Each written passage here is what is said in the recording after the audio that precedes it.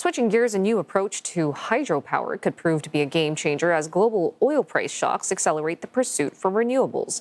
A new plant in the UK can generate, store, and release clean energy using gentle hills instead of mountains or dams, potentially bringing reliable power to communities in areas once considered unfeasible. John Bevir filed this report for CNA from Devon in southwest England. Tucked away in a quiet corner of southwest England, a potential breakthrough in green energy. This is what the company RheEnergise calls its secret sauce, a dense mineral-rich liquid that could transform hydropower.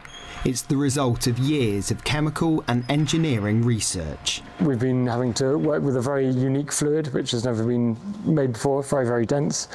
We've had issues with things like pumping, transferring it, mixing it effectively and quickly, storing it and getting machinery to work with this extremely high density fluid. We've ended up with a fluid which is 2.5 times denser than water, and yet it behaves very much like water when it's put through turbines and pumps. And it's that density that makes the difference in both generating and storing electricity. Like traditional pumped hydro plants, the fluid is stored in a reservoir at the top of a hill.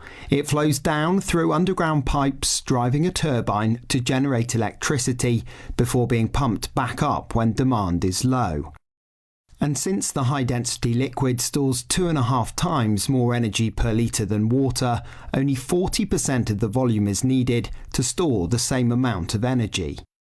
It means plants can be much smaller and built on hills rather than mountains, potentially reducing both cost and environmental impact.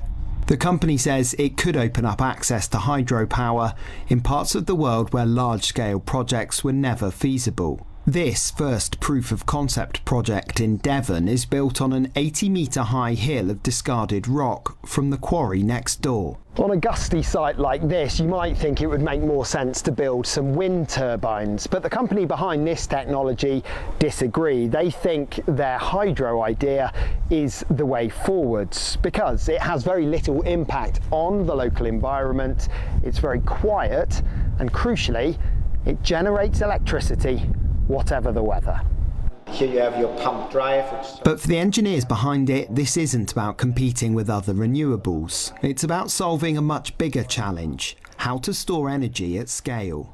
The amount of energy storage that is needed compared to what we have today is probably 50 times as much. We're part of the answer to the energy transition, to decarbonise the world, store the electricity, create stability, create lower prices for consumers. Hydropower dates back more than 2,000 years, with modern electricity generation emerging in the late 19th century. It's become one of the most established forms of renewable energy.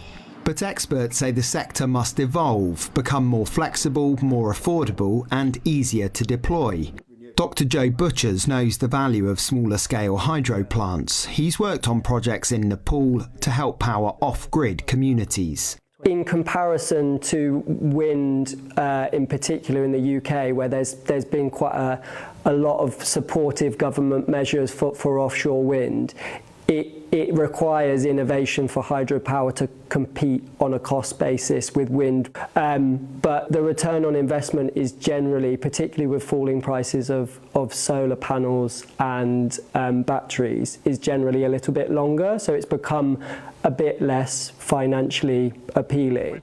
That's one of the key challenges facing this new technology, but interest is growing, with visitors from around the world coming to the site in southwest England to assess whether this could work for them. The company hopes to have its first full-scale plant up and running within the next couple of years, generating 20 times more power than this pilot project. For CNA, I'm John Bevir in Devon.